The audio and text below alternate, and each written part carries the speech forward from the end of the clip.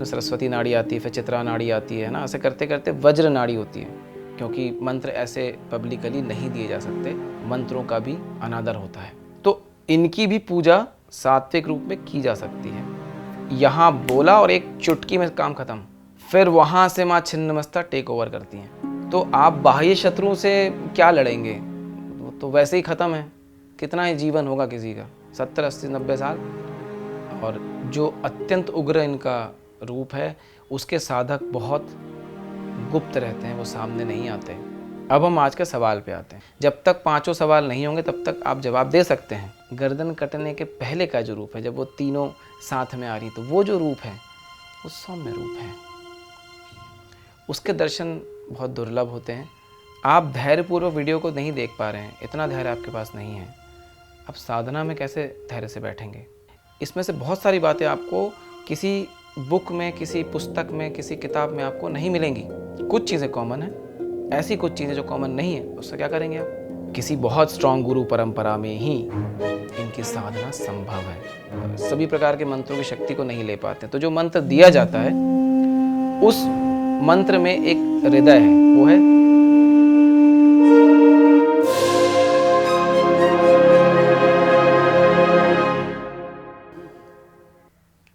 राम राम, नमस्ते। आज हम बात करेंगे छठवें महाविद्या की। छठवें जो महाविद्या हैं वो है माँ छिन्नमस्ता। छिन्नमस्ता के बारे में बहुत सारी बातें हैं, देखते हैं हम कितनी बातें आज कर पाते हैं। माँ की जैसी इच्छा होगी वैसा हम कर पाएंगे। मैंने आपको त्रिपुर भैरवी वाला जो वीडियो है, उसमें मैंने आपको बताया था कि जो नित्य लय होती हैं, जो नित्य भी, जैसे मैंने आपको बताया था कि भुवनेश्वरी जो माँ हैं, वो जब भुवन को तैयार करती हैं तो उसका नित्य लय भी होता है, हर क्षण उसका लय भी होता है। तो वो जो नित्य लय है वो त्रिपुर भैरवी करती हैं। और जो महालय है, या जो महाप्रलय है, या जो पूर्ण रूप से किसी चीज़ की समाप्ति है, वो माँ छिन्नमस्ता करती हैं।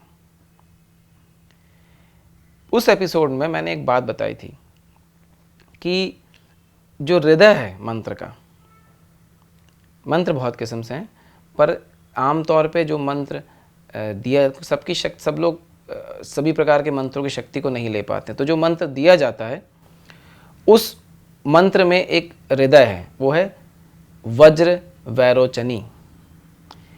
ये जो आप सुन रहे हैं वज्र वैरोचनी, ये उनके लिए भी, उनके हृदय में भी उपयोग किया जाता है, और इनके जो मंत्र हैं इसके हृदय में भी उपयोग किया जाता है। अब ऐसा क्यों कहा जाता है? वैरोचनी का अर्थ अग्नि से है, अग्नि को वैरोचन कहा जाता है। तो वो अग्नि पर स्थापित हैं, क्योंकि देखिए अब विज्ञान कैसे होता है। जब कोई चीज़ उत्पन्न होती भुवन में, हिरण्यगर्भ अग्नि, तो वो जो अग्नि पर जो स्थापित देवी हैं वो ये हैं, वो हिरण्यगर्भ हैं। लेकिन उस पर जब महालय होगा, जब लय होगा, तब जो स्थापित देवी हैं वो माँ छिन्नमस्ता हैं। और वज्र कहा इसलिए गया है क्योंकि, अच्छा, इसका एक और भी सिग्निफिकेंस होता है कि बहुत सारे जगहों पर ये देखने को मिलता है कि वो मणिपुर चक्र पर उनको रखा गया है। हालांकि मैं इस पे बाद में आऊँगा, मैं इससे पूर्ण रूप से सहमत नहीं रहता हूँ, क्योंकि किताबों में जैसे मैंने बताया कि कई लोग एक्सप्लेन करते हैं और वो चीज़ें विकृत हो जाती हैं। खैर, तो वैरोचनी जो मैंने बताया, अग्नि से जुड़ाव, अग्नि की मुख्यता। और वज्र नाड़ी, तो जो वज्र नाड़ी आपको पता होगा, जो सुषुम्ना नाड़ी हमारी, उसमें सरस्वती नाड़ी आती है, फिर चित्रा नाड़ी आती है ना। ऐसे करते करते वज्र नाड़ी होती है, क्योंकि वो उसमें स्थापित हैं और उस नाड़ी से उनका प्रादुर्भाव होता है, इसलिए उसको वज्र वैरोचनी कहते हैं। क्योंकि ये दोनों ही प्रलय करती हैं, एक नित्य लय करती है और एक महालय करती हैं। तो एक जो है वो पराडाकिनी है और एक जो है वो अपराडाकिनी है। ये और गूढ़ विषय इस पर मैं कभी और वीडियो दूंगा। अब हम छिन्नमस्ता को और डिटेल में देखते हैं। माँ छिन्नमस्ता का रूप आपको पता होगा, हुआ क्या था, आपको कहानी भी याद होगी कि जब माँ जा रही थी और उनकी दो सखियाँ जया और विजया साथ में जा रही थी, उन्हें भूख लगी तो उन्होंने खाना मांगा और फिर कुछ था नहीं उस टाइम पे, तो उन्होंने खड़ग से अपना गर्दन काट दिया और जो खून की धारा निकली वो जया और विजया के सीधे मुख में गई, और एक जो सेंट्रल में जो खून की धारा निकली वो उन्होंने स्वयं उसका पान किया। तो देवी का स्वरूप उग्र है, ये बहुत ही उग्र विद्या है। ये जो महाविद्या है ये अत्यंत उग्र हैं। इनकी साधना जनरली लोग नहीं कर पाते हैं, ठीक है। किसी बहुत स्ट्रांग गुरु परंपरा में ही इनकी साधना संभव है। इनका रूप नग्न है। नग्न अवस्था में ये तीनों, जो इनकी दो सखियां हैं और जो माँ छिन्नमस्ता है, वो नग्न अवस्था में है। गले में मुंडों की माला है, ठीक है। नाग है, गले में नाग है। खर पर यानी खप्पर जिसमें वो खून भरती हैं वो हैं, ठीक है। इनके बहुत सारे रूप हैं, उसमें से एक रूप में खड्ग मिलेगा, एक रूप में कैंची मिलेगा, कर्तरी, ठीक है। जब आप साधना करते हैं तो माँ आपको किस रूप में दर्शन दें, ये पूर्ण रूप से उन पे डिपेंड करता है कि आप किस परंपरा से हैं, आपकी साधना कितनी हुई, आप उनके किस रूप को देख सकते हैं, आप उनके किस रूप को ग्रहण कर सकते हैं, आप उनके किस रूप को पूज सकते हैं, उस हिसाब से वो आपको दर्शन देती हैं। तो इनका एक रूप जो है, जो मैंने आपको बताया, इसमें ये एक संभोग करते हुए नर और नारी के ऊपर खड़ी हैं। दोनों संभोग की अवस्था में नीचे लेटे हैं और उन दोनों के ऊपर ये माँ विराजमान है, ठीक है। कुछ परंपराओं में इनको एकदम युवती 16 साल के रूप में भी देखा जाता है, और कुछ परंपराओं में इनको थोड़ा सा वयस्क देखा जाता है। माँ की एक बात बहुत इंटरेस्टिंग है, ये बहुत तीव्र हैं और बहुत फास्ट, इनसे फास्ट कोई महाविद्या नहीं है। फास्ट मतलब साधना के अनुसार फास्ट की बात नहीं हो रही है, किसी भी चीज़ को करने के अनुसार फास्ट की बात की जा रही है। मतलब जैसे कि आपने यहां बोला और एक चुटकी में काम खत्म। वो मां इतनी तीव्र और इतनी फास्ट हैं, बिजली की भांति, वज्र वैरोचनी, ठीक है। जो परशुराम हुए थे हमारे, उन्होंने इनकी साधना की थी, वो इनके साधक थे। बहुत से नाथ संप्रदाय हैं जो इनकी साधना करते हैं। माँ छिन्नमस्ता जो छठवीं महाविद्या हैं, इसके पहले जो हमारी बात चल रही थी कि कैसे हिरण्यगर्भा और कैसे फिर प्रकृति की सुंदरता और फिर भुवन तैयार हुआ, उसका लय, नित्य लय। तो जब चीज़ें ज़्यादा प्रकट हो रही है और लय कम हो रहा है तो माँ भुवनेश्वरी स्थापित होंगी, भैरवी स्थापित होंगी। जब इन चीज़ों का लय ज़्यादा हो रहा है पर बन कम रही है तो माँ छिन्नमस्ता स्थापित होंगी। फिर वहाँ से माँ छिन्नमस्ता टेक ओवर करती हैं। राहु इनके मुख्य साधक हुए हैं। ये उग्र देवी हैं, अत्यंत उग्र, और इनकी साधना देखिए, ये एक बात मैं आपको और बता दूं, किसी भी महाविद्या की साधना सात्विक रूप में ही करनी चाहिए। भली वो तामसिक हो लेकिन सात्विक रूप में ही करना चाहिए, क्योंकि आपकी क्षमता नहीं है कि आप उनके उस उग्र रूप को संभाल सकें।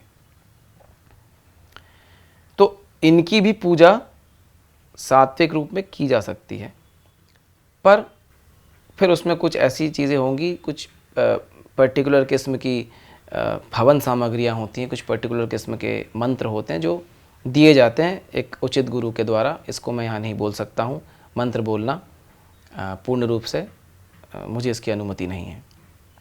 क्योंकि मंत्र ऐसे पब्लिकली नहीं दिए जा सकते। ये मंत्रों का भी अनादर होता है। अच्छा, जो माँ छिन्नमस्ता हैं,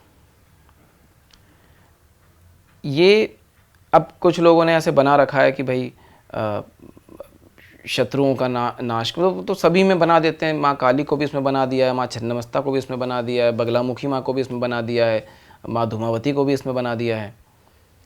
तो अब ऐसा तो शत्रु, आप समझिए शत्रु क्या है। शत्रु दो रूप में होते हैं। एक तो रिपु, जिसे शत्रु यानी रिपु कहा जाता है, दो रूप में होते हैं। एक तो बाह्य रूप में होते हैं, एक आंतरिक रूप में होते हैं। तो आप बाह्य शत्रु से क्या लड़ेंगे, वो तो वैसे ही ख़त्म है। कितना ही जीवन होगा किसी का, 70 80 90 साल।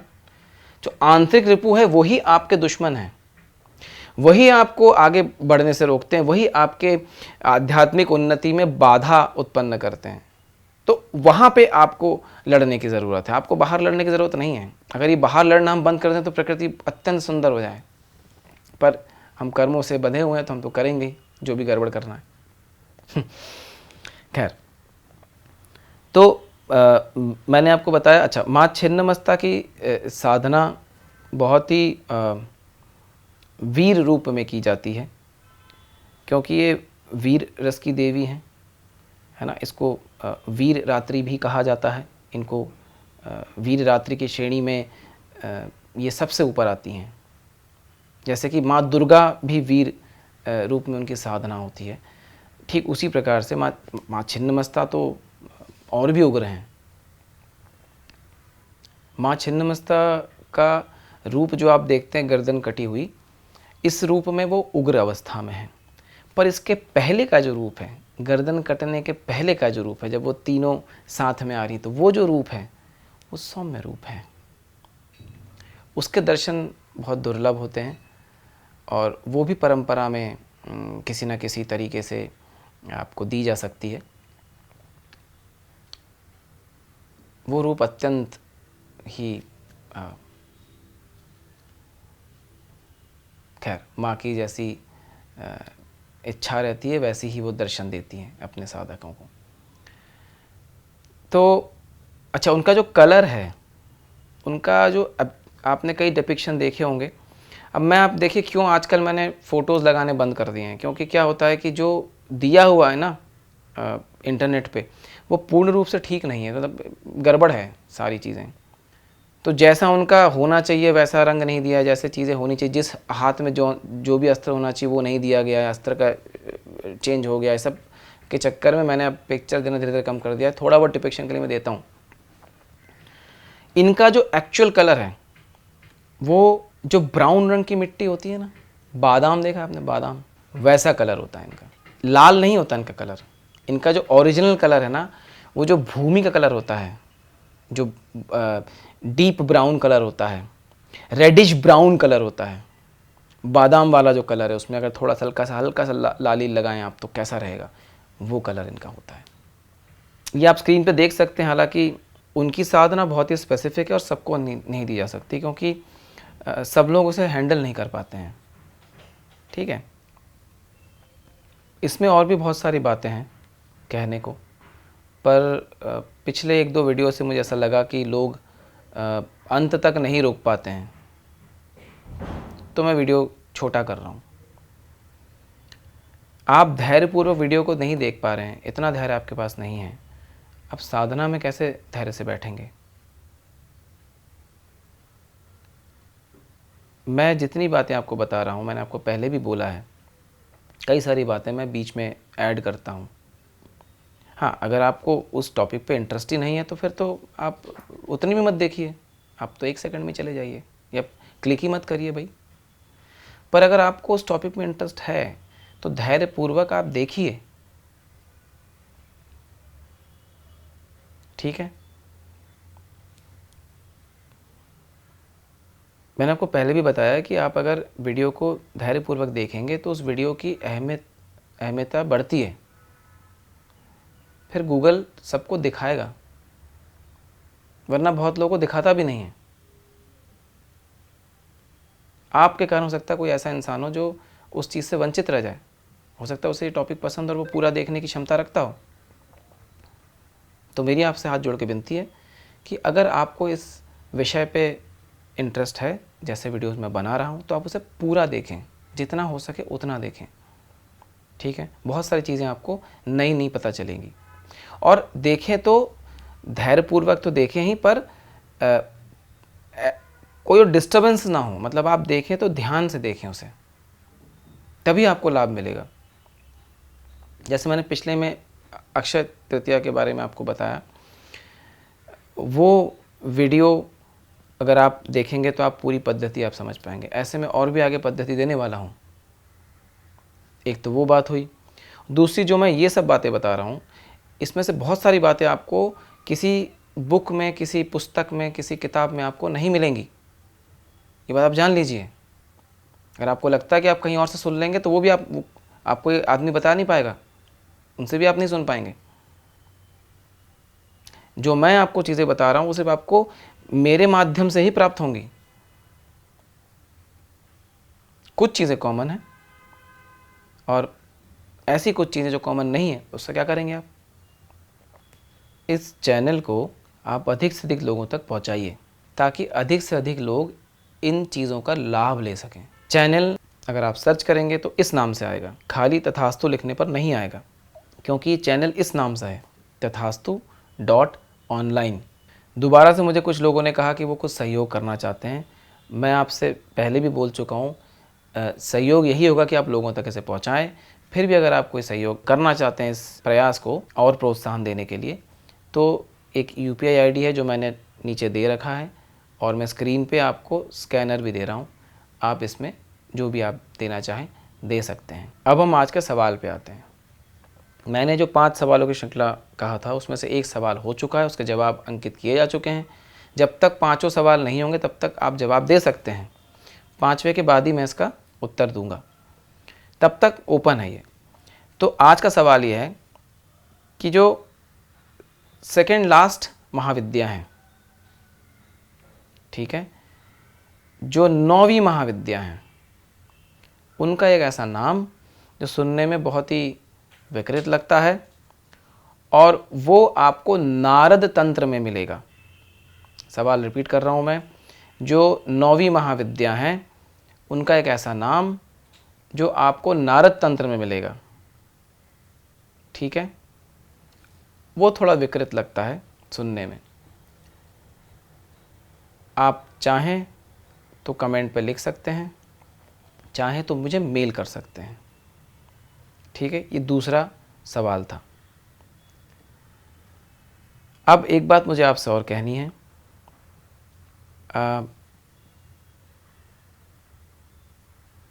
ये जो महाविद्या की सीरीज़ है, ये इंट्रोडक्टरी है, मतलब मैं आपको सिर्फ बेसिक चीज़ें उनके बारे में बता रहा हूँ। हालांकि इसमें से ऐसी बहुत सारी बातें हैं जो आपको जनरली सुनने को नहीं मिलेंगी। बहुत बेसिक मेरी तरफ से इन्फॉर्मेशन आपके पास जा रही है।